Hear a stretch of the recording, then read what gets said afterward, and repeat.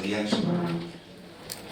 a esta octava sesión del Seminario de Defensa dedicada a Estados Unidos en Europa. El título es Los americanos están de vuelta, inversiones e intervenciones. Y parece que es una buena noticia. En este seminario, hace unos años, en el 2019, se preguntaba el vértigo que causaba en Europa la retirada de Estados Unidos. Y bueno, este vértigo parece superado y hay un nuevo reto que a ver cómo lo afrontamos. El fundamento está en la construcción, sí o no, de un pilar de seguridad europeo, de la independencia de Europa respecto a Estados Unidos, hasta qué punto puede llegar, si es conveniente o no es conveniente. Parece ahora que todo el mundo tiene muy claro que hay que invertir más en defensa, pero no está claro cómo ni cuándo. Se habla mucho de duplicar o no duplicar armamentos, cómo hacerlo. El secretario general de la OTAN, Stoltenberg, propuso duplicar el presupuesto hasta los 2.000 millones de euros en 10 años. Es una propuesta que fue rechazada, pero que todo el mundo está de acuerdo en que hay que invertir más. Alemania lo va a hacer, España lo va a hacer, ha anunciado 3.000 millones más de inversión, pero los planes estratégicos están todavía por definir. Y hay una nueva OTAN también que puede nacer o no de esta nueva estructuración. Y aquí yo creo que la gran incógnita es si la OTAN ha de ser más OTAN de lo que es actualmente, si ha de fijarse más en China, como creo que los americanos estarían interesados en, o centrarse más en Europa. Y ayer tuvimos aquí al ministro Solana diciendo que él no ve una expansión de la OTAN más allá del teatro natural de operaciones que sería Europa, por lo cual una OTAN Plus con presencia en Asia ayudaría a dividir el mundo en bloques enfrentados que no cree que ayudaría en nada a la gestión de los problemas internacionales.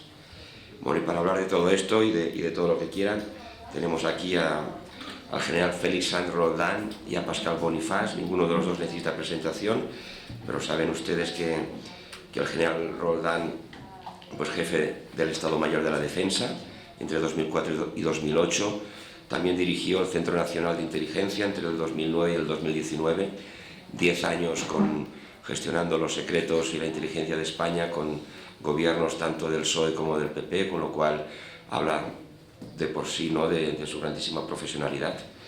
Y después Pascal Boniface, bueno, es uno de los referentes de la geopolítica en Europa.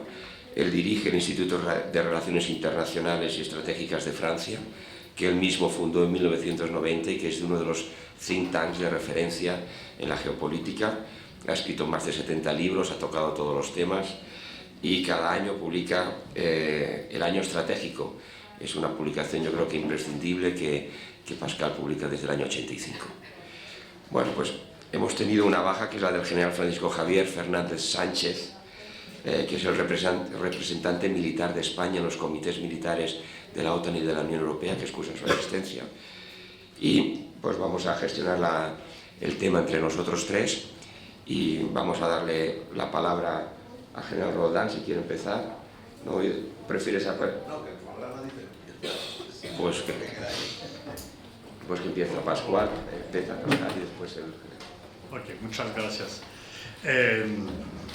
2 years and a half ago, President Macron has told that NATO is brain dead, and he emphasizes strategic autonomy of Europe. I think that no, it's just the contrary. European autonomic strategy is brain dead, and NATO is born again. NATO is very lively, very strong, and probably Putin has done a better job than any General Secretary of NATO for years to revivify NATO and to give to the alliance a new strength.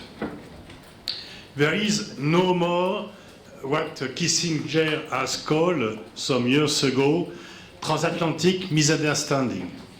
The NATO is strongly united. There is both a unity between European countries and unity between European and American countries, mostly USA, because there is very few problems with Canada by the fact, and when there is problem still between some European countries, mostly France by the fact, and USA. And so NATO is strong and united as never due to this war in Ukraine and due to the threat represented by Russian aggression to a neighboring country. So we have forgotten all the problem. For example, in France, the AUKUS fight regarding submarines is over. There is a reconciliation 1 year ago between Biden and Macron in Roma, and just a few days ago, there is a strong reconciliation between the new Australian Prime Minister and France. And even Kabul is forgotten. Just after 15th of August, the strategic credibility of USA were threatened, were at stake. And even in European countries, even in Eastern European countries, even in the Middle East, in countries like United Arab Emirates and so on, after Kabul, the fall on the disclosure of Kabul, there is a few confidence over American strategic credibility. Of course, everybody was agreed that it was time to go out, because even if US has stayed 10 more years in Kabul, it was just a war which could not be won. US has spent $2,000 billion in Afghanistan in 20 years. Just remember that the yearly GDP of Afghanistan is $20 billion. So they have spent 100 GDP years in Afghanistan for nothing, to unseat the Taliban and just to see the Taliban coming back to power.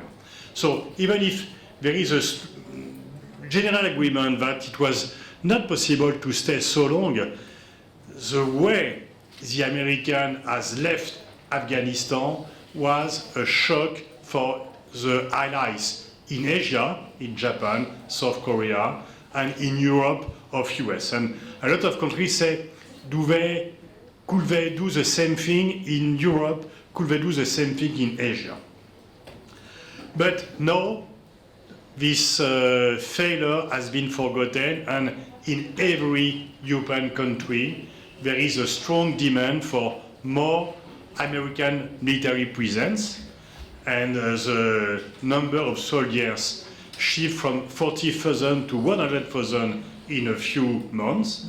Last year, there is a strong demand for a stronger US umbrella, and even a nuclear umbrella, and a strong demand for American weapons. But as we have told in some roundtable yesterday, the rise of European military expenditure is mostly, and Javier Solana has mentioned it yesterday afternoon, the rise for European military expenditure is mostly a rise of US military acquisition from European countries, and little less new construction in Europe. And even the gas, there is no more gas fight over, there is no more fight over gas between European and USA. Remember, beginning of the 80s, there is a strong challenge between Germany and France, and President Reagan in this time, because Reagan wanted to forbid France and Germany to buy gas from Russia and from Soviet Union this time, but the European has won the battle, and just a few years ago, from Trump to Biden, there is a strong demand to stop and not to build Nord Stream 2. There is no more battle. European countries will buy gas and oil to USA and no more to Russia. So I think that it's a sunny moment for NATO, because in all history there is, I could not remember, even during the Cold War, a moment in which NATO was so united in the same goal, so united for the same objectives. But maybe it could not last so long, and maybe some clouds could arrive soon. First, there is a contradiction. Biden will come to Saudi Arabia very soon, and it's quite a contradiction to fight against the violation of human rights in Russia and Ukraine, and to stop to buy oil and gas to Russia, and just to reconcile with Saudi Arabia. Saudi Arabia was supposed to be a pariah state, and I don't have the real figure, but the number of people who have been killed in Yemen by the Saudi military apparatus is perhaps comparable to the number of Ukrainian people who has been killed by Russian. And so this could be shown as a contradiction from European and Western speech. We denounce human rights violation when it is made by our rivals, but when it is made by partners, some country we need. And so the Biden trip in Saudi Arabia will be an oil trip.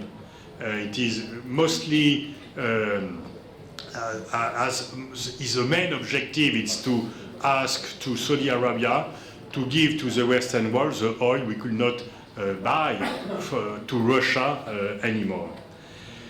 And we have a lot of countries in which the human rights has not really guaranteed. Egypt is one of the examples, and we turn a blind eye to this violation.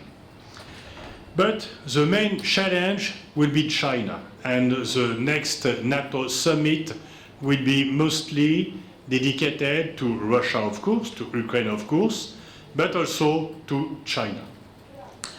I forget to mention when I spoke about the unity of NATO, it was a victory for NATO to see Sweden and Finland arriving in NATO. These former neutral countries will arrive. Of course, Turkey could ask something. It's a bargaining position to have something in exchange.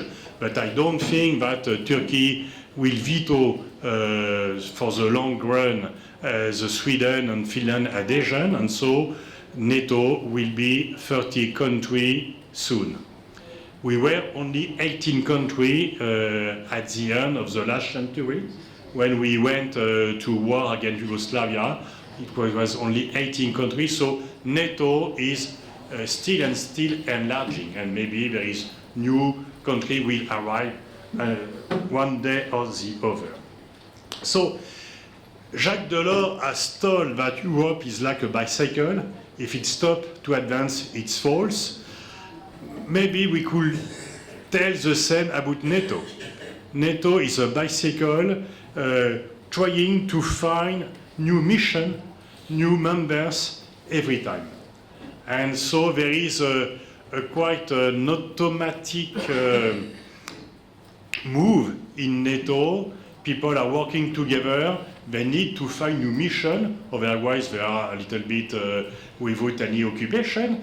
And so there is a functional move to NATO to have new mission with new countries, to have new members. But maybe it could be a threat for NATO to become too big and to be to have mission which could not be fulfilled at the end of the day.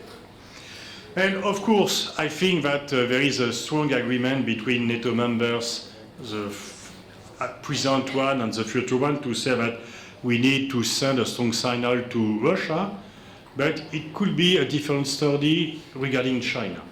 So you have mentioned that the Secretary General asked for more military expenditure.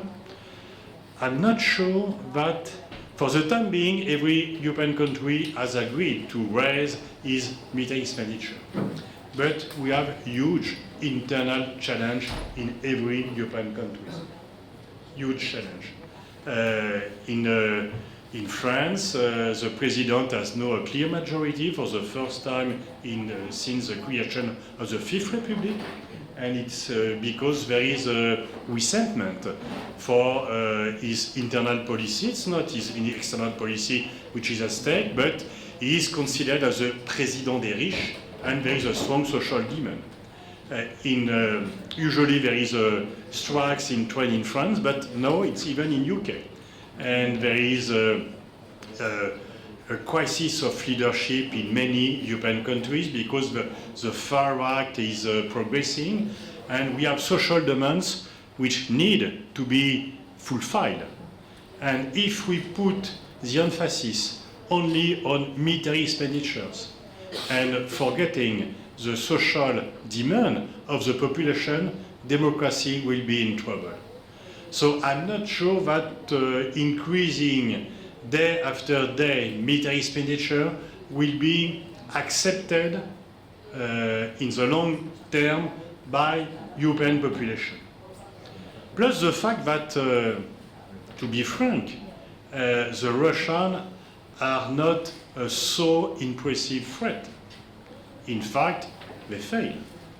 They failed to go to Kiev. They failed to occupy Ukraine. And so I think that very soon people will ask if Russia are unable to reach Kiev, how could they go to Berlin, Paris, or Madrid? So do we need, without any reflection, to increase in a so impressive way military expenditure? And so we will have a debate on that. And to increase the NATO structure, it's a bureaucratic default. It's a bureaucratic mistake because, once again, I'm not sure that we need to have a so powerful. NATO is very powerful. It is. I don't think it's a real necessity to increase any. Once again, the military. But the main problem will be position regarding China. Is NATO is becoming an anti-Chinese military alliance? And last year, in June 21, when Biden made his first trips in Europe with the G7 summit and NATO summit, like we will have it again, he asked to put the emphasis on China, both for the G7 and for NATO. And both Merkel and Macron, but they were stronger in this time. And Scholz now is weaker than Merkel was last year, and Macron is weaker than he was last year. So there is the European leadership. It's very hard to see a European leadership now, because all the leaders are weak in their own country, and when you are weak in your own country, it's difficult to pretend to be the leader in Europe. And they are first to occupy a very tricky and difficult alliance in Germany, and a very difficult political internal situation in France. So they have not the energy to have a strong position. But meanwhile, last year, both Macron and Merkel told to Biden that NATO is NATO, North Atlantic is North Atlantic, and obviously China is not on the map of Atlantic.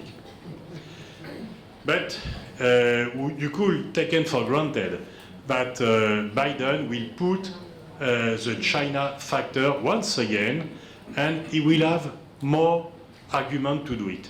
Because he will say, he has already said that, let's remember that Russia was a threat. You could not believe that Russia could become a military aggressor in Europe. He has done it. And we need to create a coalition of democracies against an axis of authoritarian regime, which is an alliance between China and Russia. I'm not sure that the alliance between China and Russia is solid as a rock, as Xi Jinping has told, because in reality, the Chinese are really uncomfortable with the war in Ukraine, because, of course, they could not give up to Russia, they could not see Russia falling, because it could be a too important victory for the Western world. But on the other hand, in China hands, they will become number one country one day or the other, the sooner the better, by the natural evolution of the world. So they pretend to be number one country, the world leader in the perhaps coming decade. And the war was a factor of perturbation because it disturbed the normal evolution. And it had reinforced NATO. It had reinforced the US presence in Europe, which is bad news for Beijing. Plus the fact that there is two main products that China is in deficit. It's energy and alimentation. The price of these two materials have risen, creating some economic problem in China, China being already affected by the bad management of COVID-19. So for China, the war in Ukraine is bad news. But they could not admit a Russian defeat because a Russian defeat would be a Western victory. So they won't help Russia on military tools, but they will help Russia to cope with the sanctions, with their sanctions. And so the American concept of coalition of democracy against the axis of authoritarian rules could be more accepted, plus the fact that both Russia and China are more and more authoritarian. At the beginning of this century, we could think that due to the openness of China, due to the social network, China will, like South Korea or like Taiwan, become more and more open and more democratic with the augmentation of their wealth. It was not the case. And with Xi Jinping, you have authoritarian crispation of China. And of course, in Russia, after the war, there is no more freedom. Russia is coming back to the Brezhnev or even the Stalinian house of power. So, the US discourse of this necessary alliance could have some credibility. I think it will be a mistake because, first, let's be frank, it's not human rights which is a problem between US and China. Because when Nixon and Kissinger went to China in 1972, China wasn't a democracy. When China came into World Trade Organization 21 years ago, China wasn't a democracy. So you know the motto, when the wise mind shows the moon, the dumb sees the finger. So, of course, there is human rights problem in China, but it's not the matter. It's not the matter between USA and China. The real matter, it's just the US could not accept to be overpassed by China. And when China came into WTO in 2001, and Javier Solana has told yesterday, 2001, of course, it's 11 September, but the most important factor for the general strategic framework is that China entering into WTO because it has changed not only China, but the world. When China is changing, the world is changing due to the importance of China. And in 2001, China represents 10% of US GDP. 10%. Now, it's 70%. Never in the history we have witnessed a so fast and large rise of economic, so fast and large economic growth. So it's really unique in history. And the Americans are the world leaders since 1945. So if we thought that you begin to be interested by the news when you are 15, every US citizen which is under 92 years old was always in the number one country. It's very difficult to accept to be overpassed by another one. When I began, when first time I went in this Parador in Toledo in '83. The French GDP was 4 times more important than Chinese GDP. 4 times more important the French, just the French. No, it's just the contrary. It's just the other way around. Chinese GDP is 4 more times important than the French GDP. I have no problem with that. And no French people have problem with that because we don't want to be the world leader.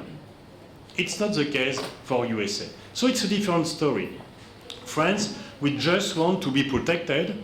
We just want not to see Chinese buying on the cheap our new technologies companies, but we are happy when they buy cognac, champagne, and so on. So we just want to protect our interest. What we don't see China as a military threat or even as a strategic threat because it's not our problem. We could not see a military, the Chinese army in Paris. It's not the case for USA. So the main problem, the main challenge for Europe, do we stick to US agenda regarding China or could we keep our own agenda regarding China? And I fear that there is some self-fulfilling prophecy by designing China as a military threat, we will make China a military threat. If every day there is a rise of opposition and a strategic opposition, and see if every day we say that the NATO countries are threatened by China, one day or the other it will become true because it is a self-fulfilling prophecy. And I think we must avoid to see NATO becoming the alliance of the clash of civilization. We have refused the theory of clash of civilization at the beginning of the century, but remember it was not only between Muslim world and the Western world. In Huntington theory, there is also another threat, which is Chinese threat. And he even see an alliance between Muslim and the Chinese threat because it was the two main challenge for the Western world. So I fear that China will present in any negotiation, in any discussion in next NATO summit. And if European countries are shy enough to accept because we are in trouble, both internally and externally, and it's difficult to resist to Biden because Biden is just on the rise on external affairs because at home it's not very in a good position. I think that we could create a very difficult situation. Plus the fact that, as I told yesterday, we must avoid to see a situation in which you have the West versus the rest. And if you will ask to Latin American countries, if you will ask to Middle East countries, including countries like Saudi Arabia or Arab United Emirates, which are supposed to be American strong allies, if you think that in Africa you could ask to every African countries, if you ask them to choose between China and the West, they will choose the West? No, no way. It's a mistake. Some of them will choose China, and some of them will be just upset to be confronted to a problem that in their eyes are not their problems. The competition between China and the West is not a problem for most of the non-Western countries. It's just an opportunity for them because it opens a new situation. So if we want to ask to other countries to make this kind of choice, we could realize that we will be in a minority. And the West could be a little bit more isolated. The West domination of the world is over. We must realize that. We have lost the monopoly of power in the world. We are still powerful. We are still rich. we are still the more powerful and the richer. But we could not act like in the former years when we designed the agenda, the international agenda. And so we must be careful the way we are perceived out of the Western world just to preserve our own interests. Thank you. Okay. Thank you very much, Mr. Bonifaz. Ya tiene la palabra el general Sanz Roldán. Buenos días, muchas gracias, especialmente a mis compañeros de mesa, pero también a todos los que nos acompañan esta mañana aquí. Decía en un cierto tono de broma Miguel Ángel Aguilar que ya tengo prueba documental de haber venido a estas reuniones desde el año 1998, y es verdad, pero lo que me une más a todos ustedes es que hoy me he enterado que los caballeros alfereces cadetes de la Academia de Infantería, que vinieron de espectadores, digámoslo así, en la primera ocasión que vine, son hoy tenientes coroneles. Por tanto, ustedes sabrán por qué son tan contumaces, pero yo la realidad es que me siento muy bien aquí y vengo a compartir con ustedes pues algún pensamiento. Siempre, y me conocen, siempre trato de hablar de lo que se nos pregunta. Hoy el tema es: los americanos están de vuelta. Es muy difícil encontrar un foro donde se titule mejor las ponencias que este. Podría citar algunos ejemplos del pasado, como aquel Los dioses, manual de empleo, o algunos otros que ha habido. Por tanto, bueno, me parece tremendamente adecuado hablar hoy de la posibilidad de una vuelta. Lo que no nos cabe la menor duda, y hay que decirlo desde el principio, es que para que vuelvan se tienen que haber ido. Y eso parece que, si no se han ido del todo, sí que no están muy descaminados los que dicen que se han ido. Yo creo que esa condición se ha dado, y se ha dado desde hace tiempo, y se ha dado a diferentes velocidades. Hombre, se notó muchísimo durante la administración Trump. Creo que es cuanto más se notó. Pero ya venía la OTAN teniendo consideraciones, teniendo dudas desde la administración Obama. Y yo creo que efectivamente eso se ha dado. La OTAN es el principal instrumento de relación que tienen los Estados Unidos con Europa. Podrán tener todas las relaciones bilaterales que queramos, con España son,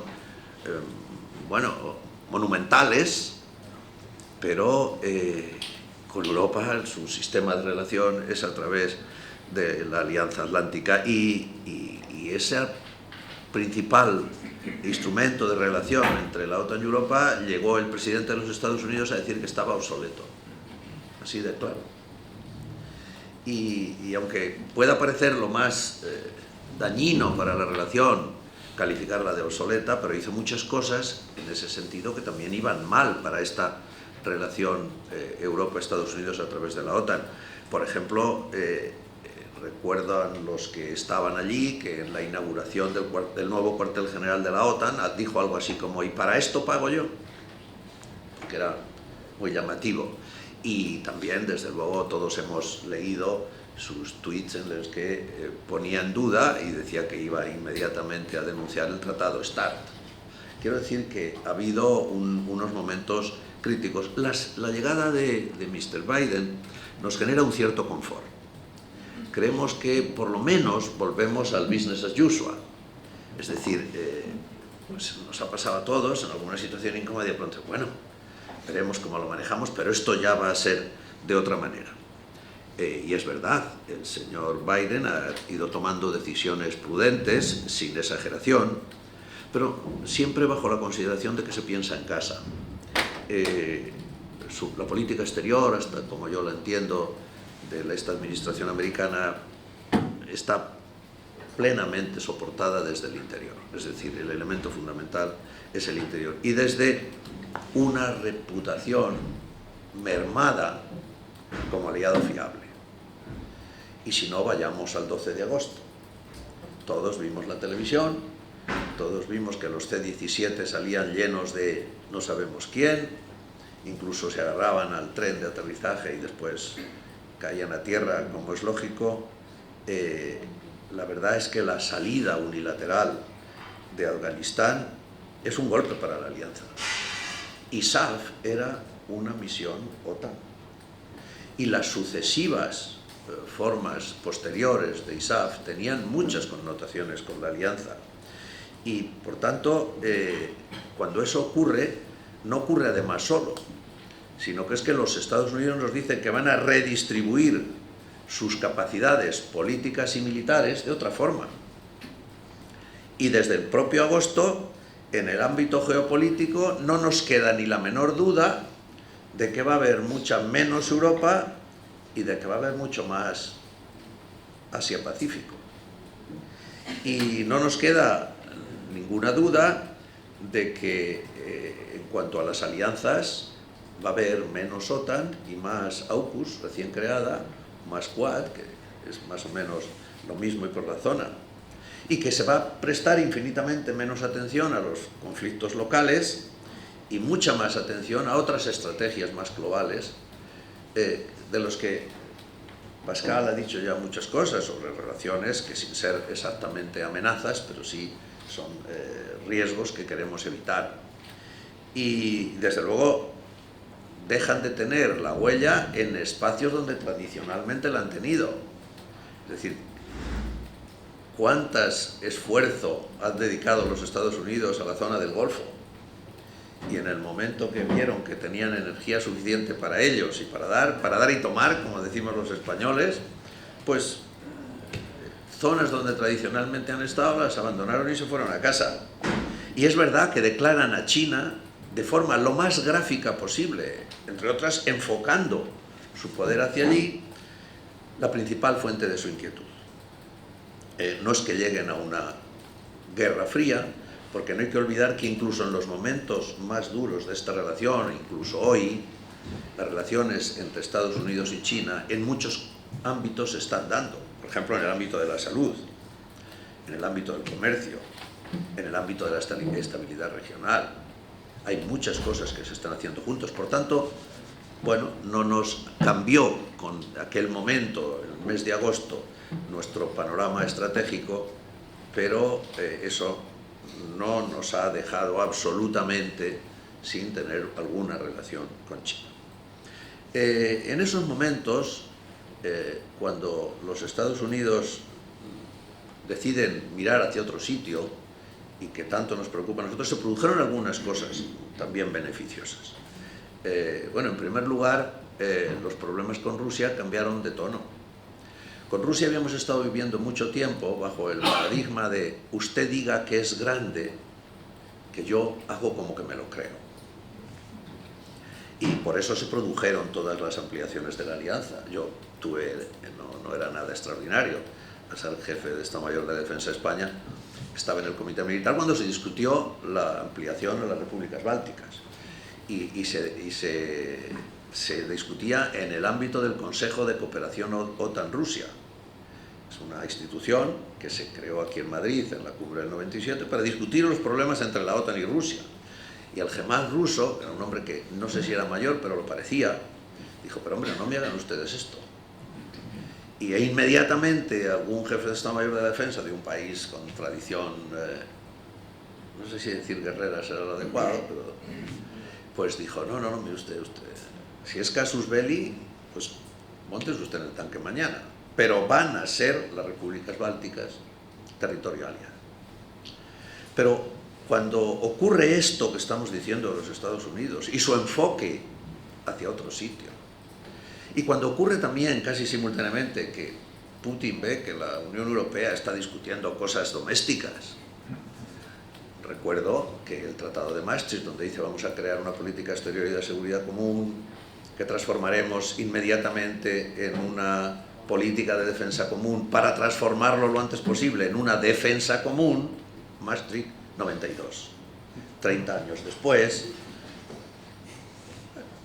Entonces, se da esa idea y entonces el paradigma en el que tenemos que trabajar y en el que estamos ahora es yo ya soy fuerte y ya me importa poco lo que usted se crea. Y todo eso se produce en ese momento, en agosto en agosto de 2021. Es decir, los órdenes mundiales que nos hemos dando a través de la historia, pues el primero desde Westfalia hasta no sé dónde, duró 250 años. Pero el orden mundial penúltimo duró 4 meses. Y esos 4 meses se inician precisamente en el momento en que los Estados Unidos se van de Afganistán, empiezan a mirar a otro sitio, se llega a unas normas de geopolítica diferentes e incluso Rusia dice yo ya soy fuerte. 4 meses, 5 meses, pero afortunadamente duró tan poco como duró el tiempo que los Estados Unidos estuvieron mirando para otro sitio. Aquí volvieron. Y volvieron, en primer lugar, para la gestión de crisis con Rusia. Es muy interesante ver en este proceso, en el que yo nunca justificaré al señor Putin, pero sí doy algunas razones que él pudiera tener, es muy interesante ver que el señor Putin, en este instante en el que está, cuando se siente fuerte, dice que va a aproximar sus fuerzas militares a Ucrania. 140.000 hombres. Entramos en un proceso de gestión de crisis del libro. Y en ese proceso de gestión de crisis del libro subió tanto la retórica que era imposible volverse atrás. Yo creo que las personas que trabajaron en aquellos momentos en el sistema de gestión de crisis no habían asistido a clase, por alguna razón, el día que se dio en la Academia Gestión de Crisis. Porque fue una gestión de crisis que subió tantísimo la retórica que era imposible volver atrás. Por tanto, se creyó fuerte y además se gestionó la crisis de una manera que el volver atrás sería difícil. ¿Pero por qué saco este asunto aquí? Porque la crisis, las relaciones se daban durante la crisis entre el señor Lavrov y el secretario de Estado de los Estados Unidos. Y además con una fuerza tal que alguno de ustedes lo habrá visto en la televisión o lo habrá en alguno de estos procedimientos que ahora tenemos para enterarnos de noticias llamativas. En una de las reuniones a finales de enero ya entre el señor Blinken y el señor Lavrov, un periodista dice: ¿y qué papel juega Europa? Y el señor Lavrov, con ostentación, mira a su lado, a derecha, a la izquierda, y dice: ¿alguien ve aquí a Europa? Entonces, esta historia ha ocurrido y es cierta. Por tanto, a la gestión de crisis vuelven los americanos.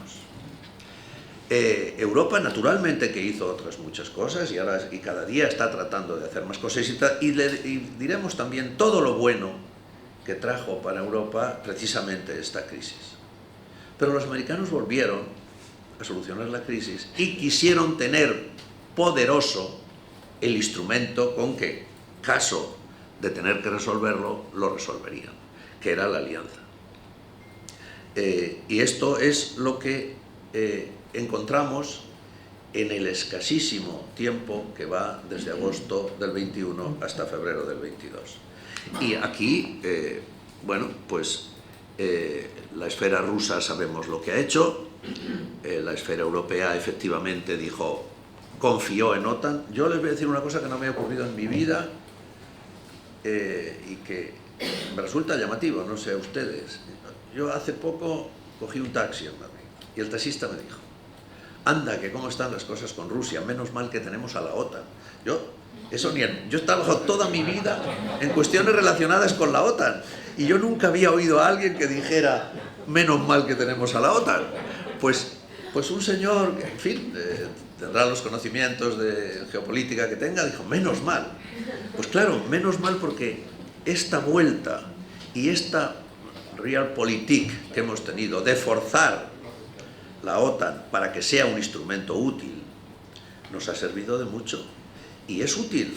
Bueno, en este momento veamos cómo están los despliegues aliados en las fronteras. En este momento un grupo táctico español, por ejemplo, de aquí, del Goloso ahora, ya lleva allí 4 años o 3, está en la frontera de Estonia con Rusia, un grupo táctico. Pero tenemos aviones desplegados en Lituania y en Polonia, y tenemos nuestros barcos navegando por el Mar Negro en las 2 fuerzas navales de la OTAN, y tenemos una batería de misiles Patriot en Turquía. Qué interesante, y lo digo solo de pasada, por si después ustedes quieren en el coloquio que se toque este tema, qué interesante que estemos defendiendo el espacio aéreo de Turquía y Turquía esté diciendo que se está cuestionando para lo que sirve la OTAN. Interesantísimo. Yo creo que ya debíamos haberle dicho que nos mande la batería para acá. Entonces, en esas situaciones en las que nos hemos encontrado con una Europa que ha pretendido ser más fuerte, y nos hemos encontrado también con algo que ha sido nuestro sueño. Todas las discusiones que hemos tenido en Europa era en la distribución de funciones entre Unión Europea y OTAN. Y la complementariedad, siempre hemos inventado términos absolutamente grandilocuentes que después han ido cayendo en el vacío. Os recuerdo el pilar europeo de la alianza, por ejemplo. Recordamos lo de fuerzas separables pero no separadas. Recordamos muchas interpretaciones como estas de la relación OTAN-Unión Europea. Y ante la crisis de Europa lo hemos resuelto solo.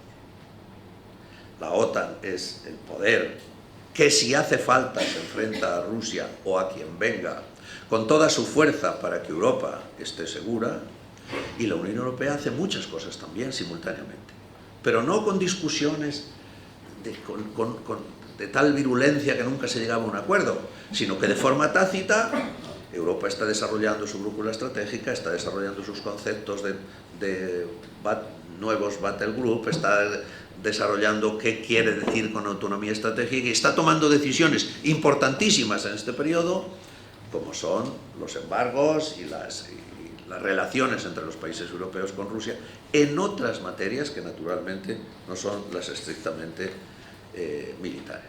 Por tanto, es curioso que hayamos llegado también a esa situación.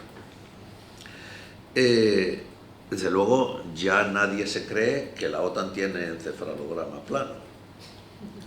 Y hemos visto que no solo no tiene encefalograma plano, sino que está rearmándose, no digo de armas, propiamente dicho, sino el rearme moral que precisa una alianza. Una de las cosas que en mi poco tiempo que me ha tocado estar en alguna organización importante, he hecho profesión de buen aliado. El espíritu aliado es el elemento fundamental de una alianza. Y en muchas ocasiones se notaba, brillaba por su ausencia. Una reunión, por ejemplo, de un comité en el que tenía que haber 46 representaciones y había 8. Pero esto ha acabado. Nadie va a fallar a la Cumbre de Madrid. Y todos van a venir con ideas y con ganas de discutir. En lo que hubiera sido también interesante, creo yo, en una de las sesiones puesto que quedan 8 días, haber tratado de aventurar qué iba a ocurrir en la Cumbre de Madrid. Pero la OTAN ya está aquí con vigor y con ganas de... Y, desde luego, la Unión Europea está tratando también de encontrar su camino, y lo más importante es que estamos de acuerdo. Por tanto, yo creo que con una Unión Europea más consciente de su papel y con una OTAN más fuerte, que estamos en una buena situación. La cuestión, decíamos, es si han vuelto o no han vuelto, y en qué tono han vuelto. Bueno, pues en primer lugar yo creo que me gusta citar a Ramón Herón. Tiene un libro que se llama La República Imperial, y que dice: Estados Unidos es un imperio, pero siempre ha estado privado de la voluntad de comportarse como tal. Es decir, desde los padres fundadores, que nacen en una democracia imperfecta, pero con ánimo de ser la más perfecta de las posibles, no han pretendido ser imperio, pero sí han pretendido liderar fuerzas desde lo exterior de los Estados Unidos que los lleven por algún camino interesante. Y este es ese momento. Están trazando un nuevo orden. Y yo creo que al fin de esta guerra, que es muy difícil aventurar cuándo se producirá, tendremos un nuevo orden, no sé lo que durará, pero sin duda lo tendremos. Y en ese orden, sin duda, se basará en una relación transatlántica muy fuerte. Ya no tenemos dudas. Se basará también en el nacimiento de una Europa geopolítica más fuerte. Y se basará sin duda en la aceleración de la reconfiguración del orden mundial. Acaba de citar Pascal, parece ser que los pensadores van por el camino de the West and the Rest. El otro día oía al presidente, que pronto dejará de serlo, de Chatham House, y decía que no, que era un triángulo, era the West, the Rest, y un triángulo difícil de precisar, pero que Pascal ha precisado alguna de las América del Sur, África, algunos otros lugares de la Tierra, que lo que harán será adherirse. Él decía con una figura muy gráfica, igual que se adhieren al casco de un barco después de mucho navegar, cosas que viven en la mar, que hará que las esferas de poder, por esa adhesión, será, por tanto, más poderosa, tendrá más inercia en el movimiento en el mundo, pero será, sin duda, la triangulación de esas tres cosas la que nos llevará por el mundo que nos espera. Y desde luego no tiene una importancia gradual como la de los dos elementos que hemos hablado, pero desde luego se ha acabado la Ostpolitik. No creo que ya haya absolutamente nadie que esté pendiente de eso. Yo no quiero terminar, porque me han dicho que había 10 y son 9 o 10, sin hacer una sola alusión a los principios. A mí me ha preocupado que cuando han vuelto este fin de semana o un poco antes, 4 jefes de gobierno de 4 países europeos visitan Kiev, se empieza a hablar de cansancio o de posibilidad de solución. Esto es preocupante desde el punto de vista de que nuestras alianzas y también nuestra Unión Europea está basada en principios. Son los principios los que nos dan el espíritu aliado. Son los principios los que nos hacen poner más dinero si hace falta o menos dinero, o enviar a nuestros soldados, pues ni más ni menos que a las repúblicas bálticas, ¿o no? Entonces, los principios es lo que tiene que liderar también este último elemento de gestión de crisis, y que lo dice bien claro también el Tratado de Washington. Dice que tenemos que vivir en paz, en libertad, que esa es la herencia común de nuestra civilización, que todo ello estará basado en la democracia, en las libertades individuales y en el imperio de la ley. Todo cuanto hagamos juntos tiene que estar basado en los principios y no vale cansarse. Tenemos que ser capaces de continuar hasta que la solución venga, porque el que ha hecho daño tenga algún sistema de pagar su daño. No nos debe en absoluto indicar que todas estas cuestiones que nos están ocurriendo, cuando se dé alguna solución que se pueda tratar, nos sentemos en una mesa, acordemos, se queden con un trozo más o un trozo menos, vengamos con nuestros euros y arreglemos todo lo que se ha producido, todos los daños que se han producido en Ucrania, y estemos ya fuera de una situación indeseada. No. Porque ¿con qué cara vamos a volver ese día a nuestra casa a ver a nuestros hijos? Un señor, digo señor, de alguna forma hay que decirlo, una persona que ha dirigido una guerra en la que mueren señoras que están dando a luz, en la que se deja como la palma de la mano un país que es una vez y media España, tendrá después que tomarse en consideración algo más que nos hemos cansado.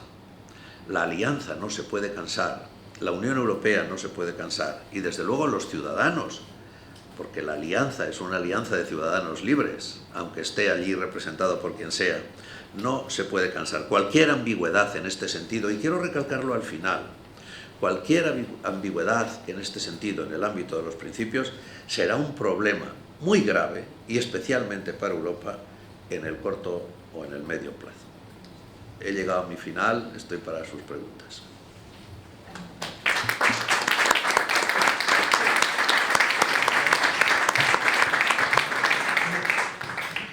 Pues muchas gracias por estas dos visiones tan complementarias que nos han ofrecido el general Sanz Roldán y Pascal Boniface.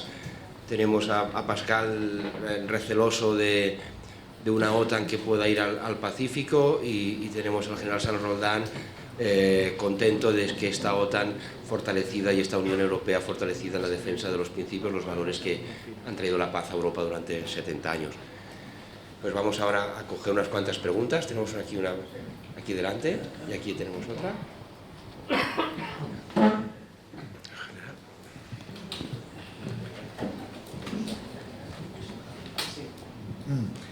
Bien, buenos días. Enrique Ayala. A mí me gustaría poner sobre la mesa el asunto del futuro de la relación con Rusia, ¿no? Porque Rusia va a seguir estando ahí, evidentemente, ¿no? Y con independencia de que haya que esperar a que todo esto pase o se estabilice o se encuentre una solución y tal, pero en el futuro Europa va a tener que coexistir con Rusia de alguna manera, porque tenemos fronteras con ellos, porque hay unas relaciones económicas importantísimas y bueno, hay unas relaciones energéticas que evidentemente se están intentando cambiar, ¿verdad? Pero van a seguir existiendo durante mucho tiempo, ¿no? Y porque efectivamente Rusia ha llegado a un momento en que ha dicho ahora somos fuertes y en fin, es una potencia regional o quiere serlo, tiene esa voluntad y en fin, y hay que contar con ello. Entonces, yo no sé si ahora que estamos hablando de que los americanos han vuelto, Estados Unidos ha vuelto, si Estados Unidos va a tener en el futuro la misma visión que va a tener Europa y cómo puede influir eso en lo que va a pasar en la próxima cumbre de la OTAN, ¿no? Hubo un responsable americano que dijo hace unas semanas nuestro objetivo es debilitar a Rusia. Es muy fuerte, ¿no? En fin, estamos defendiendo a Ucrania. No es lo mismo, ¿no? Pero bueno, pasando un poco eso por alto, ¿verdad? Hay una corriente, ¿verdad? Quizás en Estados Unidos, también en muchos países europeos, países bálticos, Polonia y tal, que se sienten más amenazados, que dicen, no, a Rusia hay que aislarla completamente para siempre y hundirla en tal, y bueno, y a lo mejor la Unión Europea, pues, en fin, a lo mejor no tiene esa misma idea, como digo, porque esa coexistencia no es que sea deseable, a lo mejor no es deseable, pero es inevitable, ¿no? Entonces, claro, nos enfrentamos a la cumbre va a tener una actitud muy negativa, lógicamente, va a condenar enormemente la intervención de la agresión rusa, en fin, en el comunicado final va a haber palabras muy duras y tal, y a mí eso me parece muy bien, y además creo que es justo y necesario, pero claro, luego está el concepto estratégico, ¿no? El concepto estratégico generalmente los últimos, los que han sido públicos, vienen durando 10 años, ¿no? Y claro, 10 años es bastante tiempo, ¿no? Y entonces, así como ya digo, en el comunicado final me parece bien que se use un lenguaje absolutamente condenatorio con Rusia, a lo mejor el concepto estratégico no se deberían cerrar absolutamente las puertas a que, en fin, regresemos a una situación más o menos de convivencia en el futuro, ¿no? Y no sé si Estados Unidos está muy por esa labor de mirar un poco al futuro con algún tipo de apertura de miras y los europeos a lo mejor estamos más por esa labor o necesitamos más algún tipo de solución para el futuro que nos permita, como digo, esa coexistencia que puede ser imprescindible. No sé cómo... Vale, muchas gracias. Mira, vamos a coger dos preguntas más en este lado y luego cogeremos unas cuantas de aquí al lado. Hay muchas preguntas pedidas, o sea, si podemos ser concretos y directo al grano. Sí, muchas gracias, Juan Cuesta. al hilo de la cita que hacía el general Serrondal de Lavrov, alguien ve aquí Europa, me pregunto qué va a quedar o dónde va a quedar Europa. De las intervenciones de los dos ponentes esta mañana, yo creo que ha quedado claro bueno, que caminamos nuevamente a una división en bloques, el multilateralismo ha caído y vamos a China como referente con el apéndice o un apéndice de Rusia, y da la impresión de que vamos a Estados Unidos como cabeza del otro polo con el apéndice de la Unión Europea. Pero se ha comentado aquí, la mirada de Estados Unidos va hacia Asia-Pacífico. No tengo claro que la mirada de Europa, de la Unión Europea y la mirada de Estados Unidos puedan coincidir en esto. ¿Dónde queda, por tanto, un poco el papel de la Unión Europea? Gracias. Vale. Y una pregunta más aquí delante.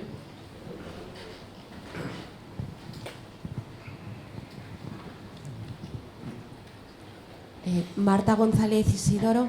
Mi pregunta es muy simple. Aprovechando que el general ha nombrado que nuestras tropas están en Lituania, pues aprovechando la crisis que se está produciendo en las últimas horas en Kaliningrado a propósito del bloqueo en el ferrocarril, me gustaría conocer la postura de la mesa en cuanto a si Rusia será capaz de aprovechar la próxima cumbre de la OTAN para establecer algún tipo de tensión con la OTAN. Yo he sido siempre partidaria, hasta este momento puedo equivocarme, de que Rusia no iba al final a establecer ningún tipo de agresión con ningún país de la OTAN ni a provocar a la OTAN, pero esta circunstancia puede cambiar la situación y cómo se puede cómo el corredor entre Lituania, Kaliningrado, Polonia, etcétera, puede ser un foco de tensión en el futuro. Gracias. Vale, pues podemos contestar estas tres preguntas, que es el futuro de la relación con Rusia, el futuro de Europa también y la tensión en Lituania. Empezar, señor Bonifaz. Bueno, los dos. Bueno, pues empieza el general y ya lo verás.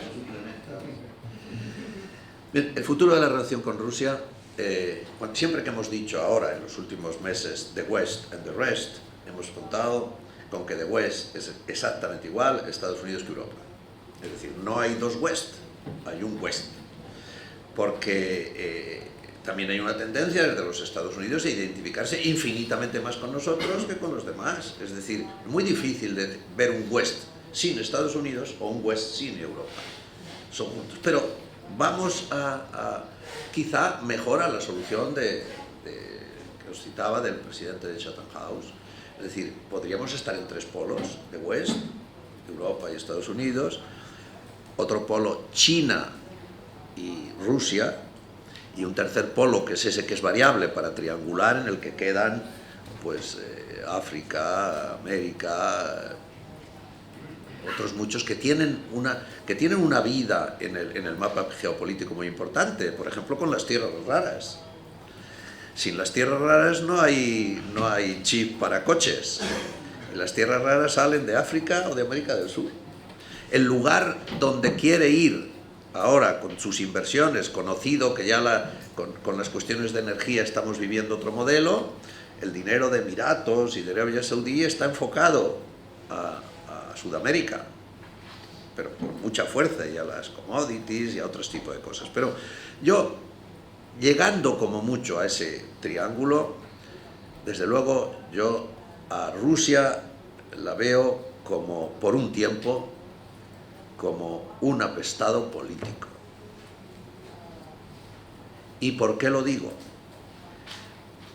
¿Alguno de nosotros imagina a China, que está siendo la maestra de un, digamos, soft power reforzado? China no quiere venir aquí con el tanque, ni con la fragata. China lo que quiere es poner una tienda. Exclusivamente quiere poner una tienda. ¿Y alguien se imagina que va a venir a poner una tienda friendly en Gran Vía, como ya la tiene, de la mano de los rusos? Y si no le da la mano Rusia, ¿quién se la va a dar? Por tanto, y además ha hecho lo que ha hecho. Yo creo que Rusia tiene un futuro muy complejo. Lo que pasa es que no será eterno, claro, como nada es eterno. En algún momento tendremos que empezar a hablar de otra cosa, especialmente si también ellos están dispuestos a andar por otro camino. Pero a mí no me cabe la menor duda que el futuro de Rusia es malo.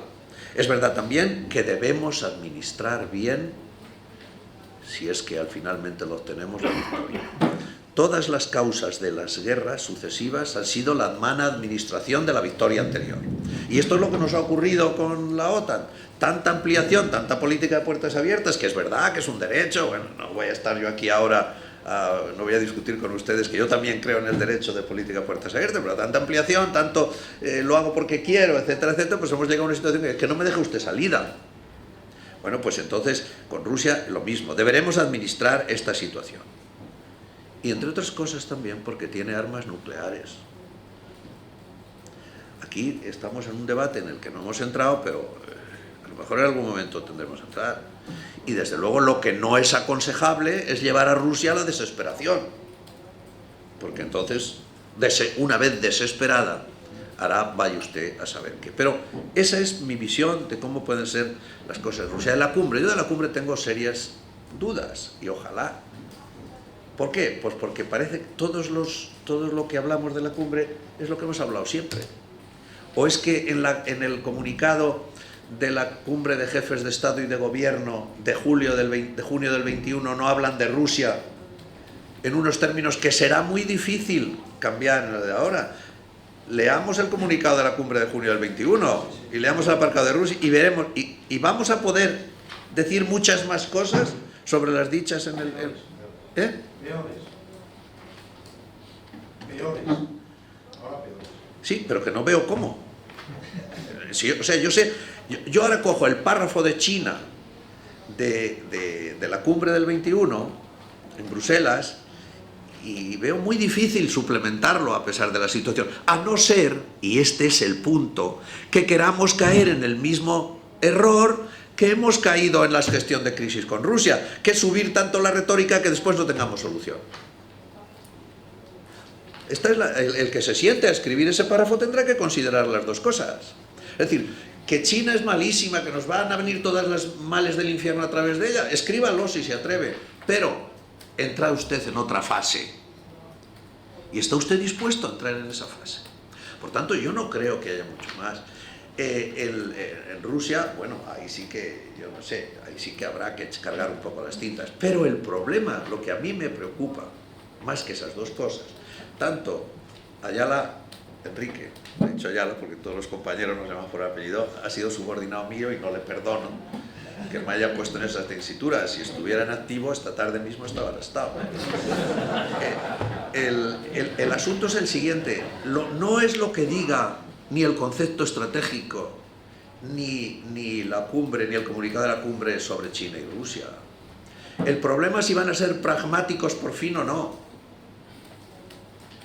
En la cumbre del 21, a la OTAN le interesa todo. Todo. Es un personaje en busca de todo. Le interesa el terrorismo. ¿Alguien ha llamado a la OTAN? ¿Algún país ha llamado a la OTAN cuando tenía un problema de terrorismo? ¿Ha llamado Francia a la OTAN al terrorismo? ¿Lo ha llamado España a la OTAN para el terrorismo?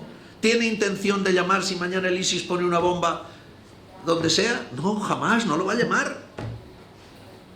Nuestro problema de terrorismo es nuestro y nos lo vamos a resolver nosotros. Y el problema de ciberseguridad, alguien que ha tenido un ataque de ciberseguridad, y los ha habido muy gordos, ¿eh? Alguien ha dicho, uy, un ataque de ciber, llama a la OTAN. ¿Alguien lo ha dicho? Aquí lo hemos tenido muy gordos. En el Reino Unido, todo el sistema británico de sanidad se colapsó el día de San Isidro por un ataque ciber. Y cogió el teléfono el primer ministro y dijo, oye, OTAN, que tengo un ataque ciber, o se lo resolvió él mismo. Y no digo otras cuestiones todavía más sutiles para una alianza, como son el cambio climático, muchas de este estilo. Por tanto, y yo no quiero entrar tampoco en discusiones que parece que a mí esas cosas no me preocupan, no, es que las naciones también tienen su esfera de control y la OTAN tiene que ser, en ese concepto estratégico y en el comunicado de la cumbre, pragmático y ocuparse de las cosas de comer. ¿Y cuáles son las cosas de comer? La defensa colectiva, la gestión de crisis y la seguridad cooperativa. Y lo demás, bueno, está muy bien que veamos que los que están ahí pensando que son oficiales de Estado Mayor de todos los países, que mandan siempre al mejor y tiene que demostrar que sabe mucho, muy bien. Pero vayamos a una cumbre, en ambos casos, concepto estratégico y comunicado de la cumbre, en que haya pragmatismo, que además sabemos que podemos serlo. Hemos sido pragmáticos con lo que ha ocurrido. Nos hemos puesto las pilas, como se dice en el lenguaje de la calle, inmediatamente que vimos los tanques rusos merodeando alrededor de Ucrania. Pues sigamos así en el comunicado de la cumbre. Los del concepto estratégico, aquí siempre me ha parecido exagerado el decir que dura 10 años. Y voy a decir por qué. Efectivamente, se escribe uno y hasta que se escribe otro pasan 10 años. Bien, ahora aquí tenemos compañeros militares que han trabajado en cuarteles generales internacionales. ¿Al tercero o cuarto año del concepto estratégico era un elemento fundamental en un cuartel general o no? Eso es lo que tenemos que decir. ¿Era un elemento fundamental en un cuartel general o no? Por tanto, dura lo que dura, y es verdad que es una referencia que siempre te viene bien cuando te apoya un plan de operaciones o te apoya una decisión política, pero también cuántas cosas se hacen, especialmente en la segunda parte del concepto estratégico, sin tomar en consideración lo que dice. Entonces, no sacralicemos las cosas. Yo, por lo que he oído un poco de lo que ayer decía Javier Solana, yo creo que podríamos ir en este camino. Seamos pragmáticos y no sacralicemos las cosas. Lo que aquí tiene que pasar es que estamos en guerra, de una forma u otra. Tenemos un riesgo que es verdad, que lo hay con Kaliningrado. Yo cuando lo he leído estos días he caído. Yo no sé si a ti, Marta, te ha ocurrido igual. Yo no había caído en Kaliningrado, no había caído. Dije, bueno, pero si eso lleva ahí toda la vida, ahí seguirá. No, no, no. Es un elemento con el que nos pueden producir una tremenda inestabilidad, que es el juego de Rusia desde el año 90. Con diferentes elementos nos ha producido inestabilidad. A través de ciber, a través de... pues aquí todos sabemos que en el referéndum de Cataluña estuvieron tocando, o las elecciones americanas, o las elecciones francesas. Entonces, yo he caído anteayer que Kaliningrado es otro elemento que tiene, y si lo van a hacer o no, no lo sé, pero desde luego da mucho que pensar.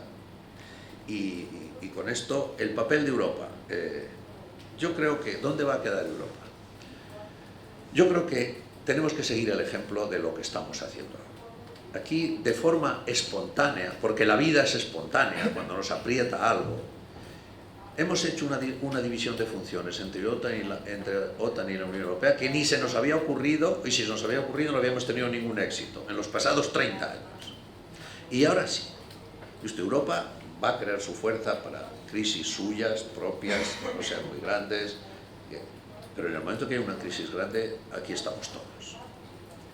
Y mientras tanto se va a quedar sin hacer nada. No, no, no. Europa es muy fuerte en políticas comunes, etcétera, etcétera. Pues hagámoslo así.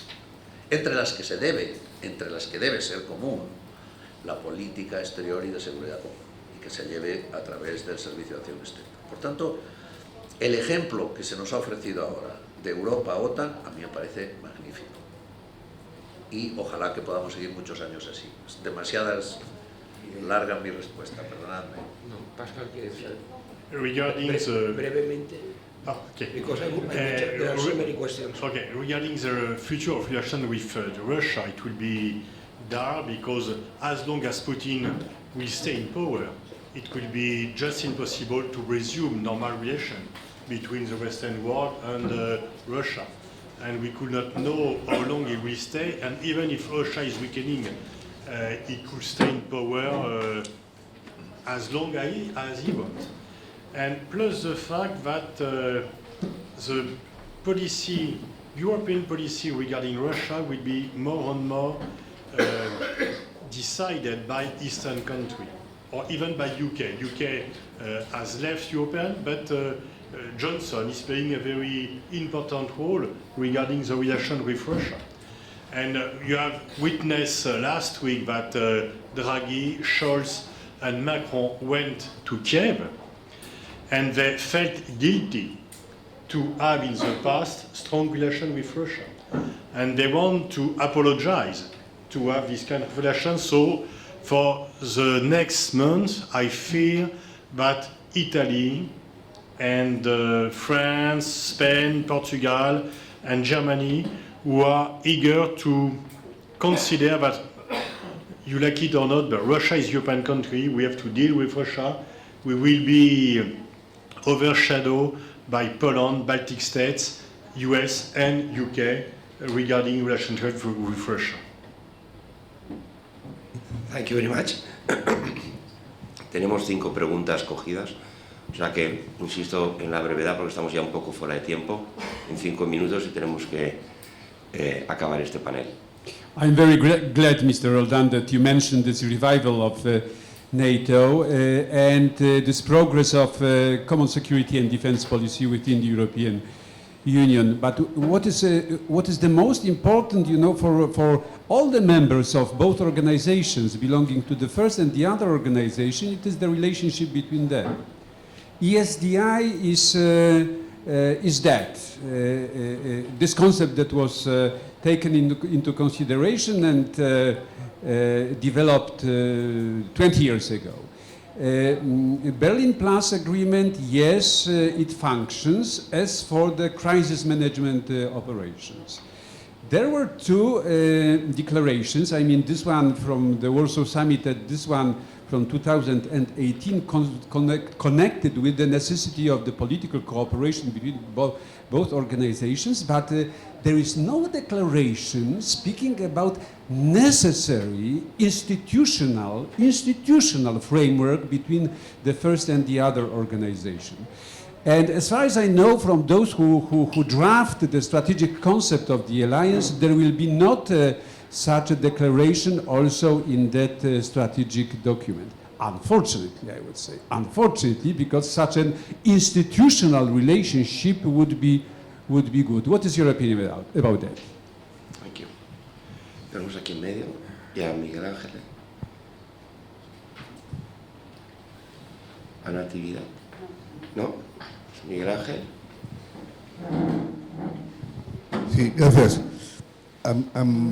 En este seminario hace años, en el 1900, o en el año 2000, ya no me acuerdo, hubo una intervención extraordinaria de Salomé Zurabichvili, que entonces era la asesora para el Elíseo de seguridad, de defensa y seguridad.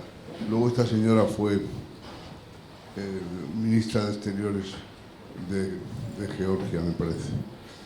Entonces, ¿qué dijo esta señora? Pues dijo una cosa que hemos estado, dijo, muchos años amenazados por los fuertes y ahora vamos a estar, predijo, anticipó, amenazados por los débiles.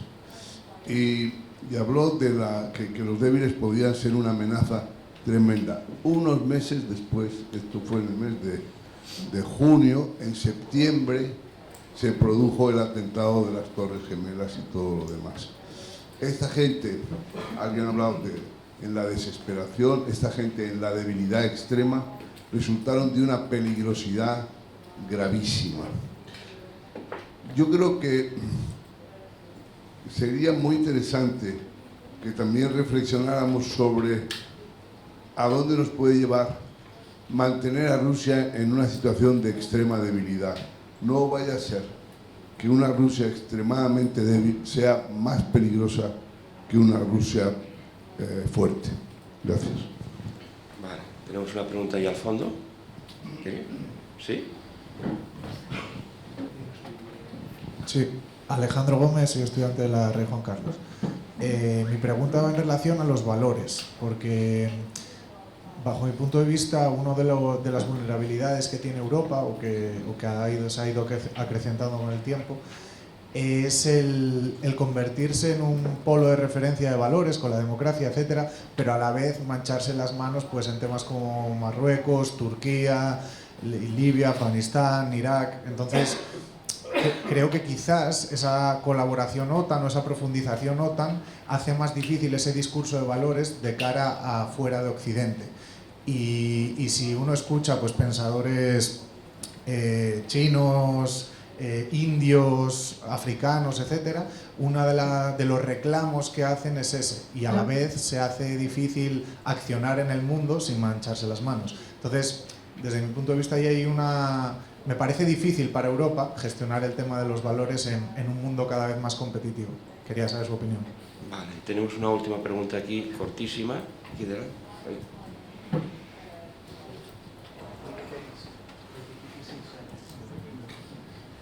Enrique Peris, de Europa en Suma. Muy brevemente, al general San Roldán, por su relación con la inteligencia en los últimos años.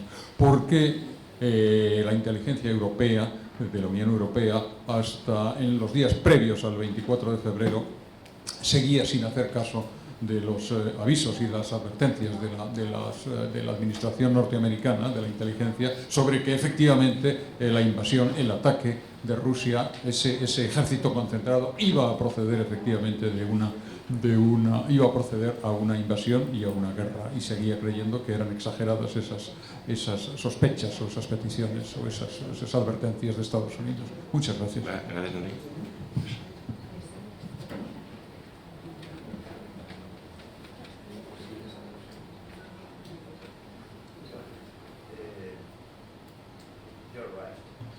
Is the first thing I have to say.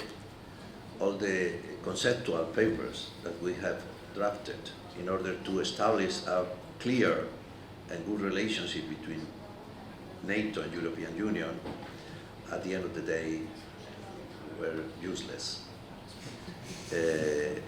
Some of them worked ad hoc in one particular operation. You mentioned, for instance, Berlin Plus. It's true that following Berlin Plus, we developed some operation, especially the naval operation in the Mediterranean, etc. So that is good, but none of them has been established and has been incorporated to the acquis of either the European Union or the North Atlantic Alliance. And what will be your question is, and that will last forever, or are we ready to do something that will, in my opinion today, is that that will not happen. And what is the reason? Because following that path of draft a document saying this is your right, this is mine, we lose a lot of flexibility. And when things are not that clear, we need some kind of flexibility. So it's better what you say, but my opinion is that probably it will take a long time until we have one document, one manual, one doctrine saying this is the relation between NATO and European Union when we have to operate together. It's probably more possible that we have a kind of military structure within the European Union that put their relationship with others in NATO. But I do not see, it's a good idea. It should be in this way. But keeping in mind how these two organizations work, I think that will be difficult to have this type of document that come, and then not to have the document because we have the SDI and we have Berlin Plus and we have some others. To have the document and to follow up that document anytime we have to establish a relationship within NATO European Union. Sorry to say that, that's my opinion.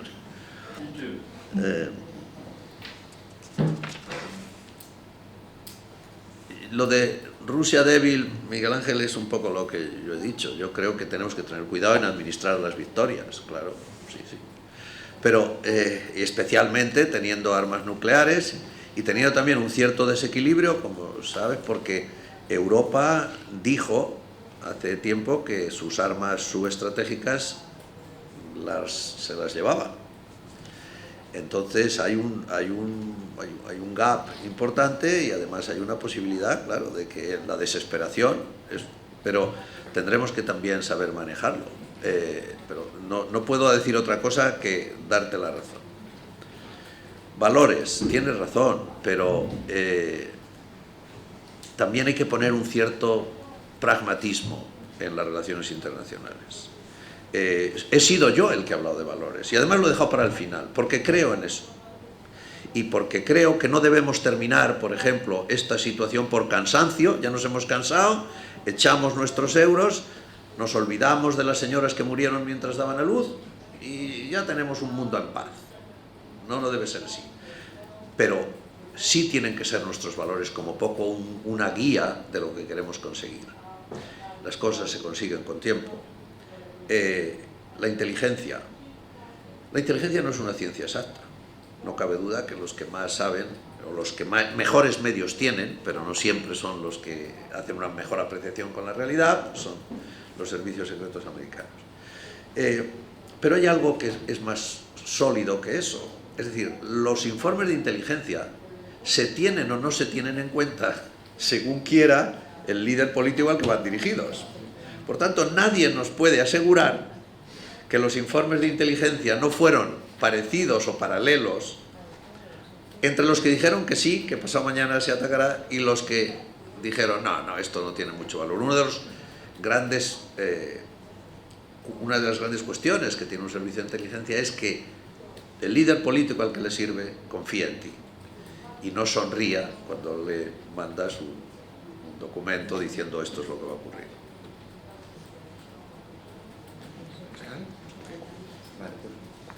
Pues muchas gracias, damos aquí terminado por este panel. Podemos tomar un café y les convoco aquí a las 12 para la 9ª sesión, será OTAN 3.0. Muchas gracias. Esto es para nosotros. Los aplausos son para nosotros. Joder. Los aplausos son para nosotros, pero hombre, por Dios.